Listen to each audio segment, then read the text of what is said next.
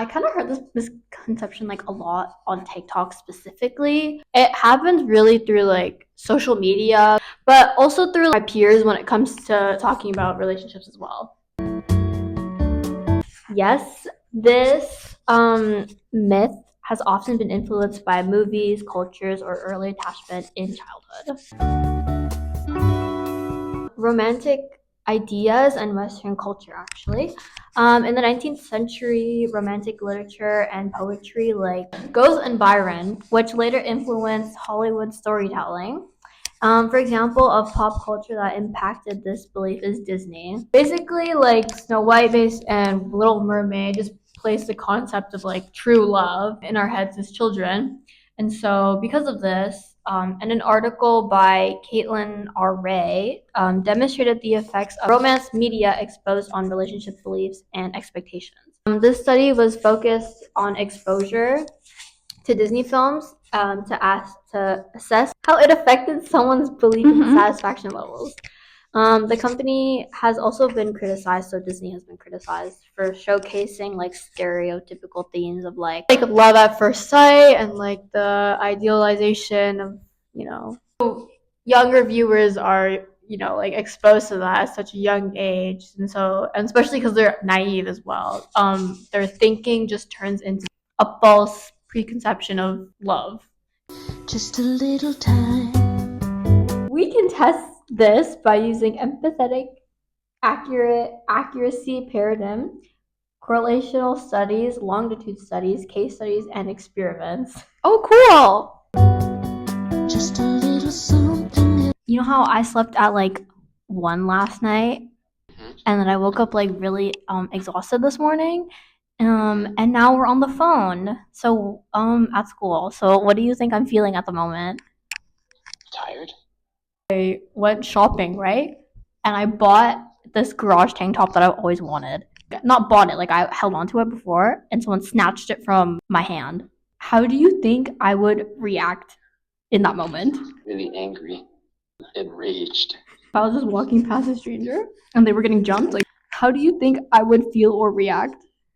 I think you would step in and just like go fight him. And you would like start walking there, but then like you would just run away. So you're like in your mind, you're like, oh, I'm gonna go help. And then as you're walking there, you just turn around because like you're scared. I slept at 1 a.m. and I woke up feeling so exhausted. And now I'm here with you on the phone at my college. What do you think I'm feeling or thinking right now?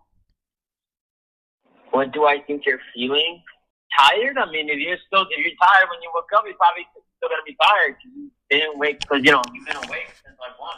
No, I slept at 1. Oh, well, that's barely any time to sleep. So regardless, you still be tired. Next question. On Black Friday, somebody snatched something that I wanted, even though I had it first. How do you think I would react or do or feel in that situation? Shock or anger? You'd be pretty angry that they broke something that you wanted, but at the same time, I feel like you'd probably be shocked at the fact that it happened. Do you think I would do anything? You as a person, probably not. Next question. A stranger got jumped in front of me by like a group of people. What do you think I would react or do or feel in that situation? You'd probably jump in. You got big morals. You always like helping people, regardless whether you know them or not.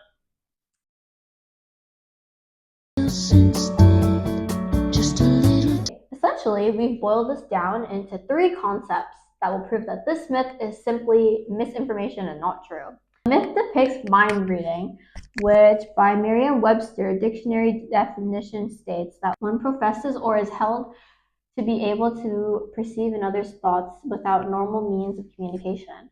Now, Catherine Ford, MD, a psychiatrist, that states that when we observe others, our mirror neurons create a simulation of their internal state. So our limbic system then processes this information, takes in all that information, and then our internal state and that of other people. So then our limbic system communicates with and affects each other, allowing us to be in a continuous exchange of nonverbal information about our inner experiences with anyone we're closest to. Then we'll detect and process the info about your state, which reticence encapsulates this as it is a symphony of mutual exchange, internal adaptation whereby two mammals become attuned to each other's inner states. In another article, Helen Rez in 2017 talks about empathy and how human beings have intricate shared neutral circuits in motor, sensory, and emotional, which are like the limbic areas of the brain to help us understand each other. And empathy is often mistaken for mind reading. So it allows us to feel with others, but we cannot be empathetic about something we don't know. So empathy also requires perspective taking. So how could you take the perspective of somebody else or put yourself in someone else's shoes, like the myth suggests, if you're not being told from their perspective? And rather than mind reading, it is essentially empathetic sensing, which allows us to assume or approximate how our partners feel. I may sense on like how they feel and get cues, but I won't be able to like fully like figure out what they're exactly feeling. Oh yeah, also in a 2017 article about mind reading accuracy, they concluded that basically mind reading is complex. And interpreting any mental states would require verbal, contextual, or physical information rather than just using telepathy. Mhm. So that basically means that humans cannot automatically just know what someone is thinking, because to understand someone's mind, you would need cues like facial expression, Yeah. body language, words, etc. So your partner cannot understand or automatically know what you're thinking or feeling without proper communication, right?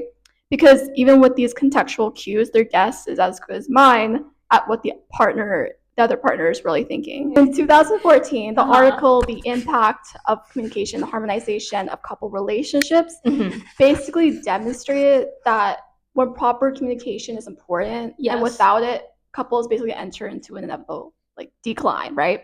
So the study focused on the communication levels of 40 couples, and they found that 50% of those couples had like a deficitary level of communication, while 12.5% had like an excellent level of communication. Okay. So you can see how those numbers are basically like, so the deficitary level of communication, we'll call it that, arose from problems like alcoholism and poverty and infidelity, or that with many differences in high tension loads between the partners that basically just reflected their disharmonious relationship.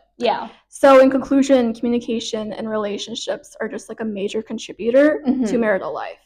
Another thing we can discuss is that in 2009, Chris Sergin and a few others created an article about the study of couples and the accuracy of their perceptions of each other during conflict. And so at the end, the researchers found out that couples aren't very accurate with knowing exactly what the other person's thinking or feeling. So here, misinterpretation just like happens very commonly. And they relied more on like biases and assumptions than real cures by projecting their own emotions. And they like make assumptions based on conflicts that were in the past or interpreted through behavior in their own lens. So this shows that it's not possible to automatically like know how someone is feeling. So circling back to the myth, even long-term relationships can't accurately like guess. Communication, that was like mentioned, is definitely a really good building block for emotional understanding and connection, not mind reading. It implies that those who believe in this myth, if you believe in this myth, you would have decreased communication in your relationship, all relationships, most likely, unrealistic expectations in the relationship, but you're also most likely to spread this type of misinformation. Just a little something. By refuting this myth, people can demonstrate the scientific attitude of skepticism, humility, and critical thinking. That's all, folks. Thank you for listening to the podcast. Thanks, Bye, guys. Deanna and Bye. me, Joni. Tune in for next time.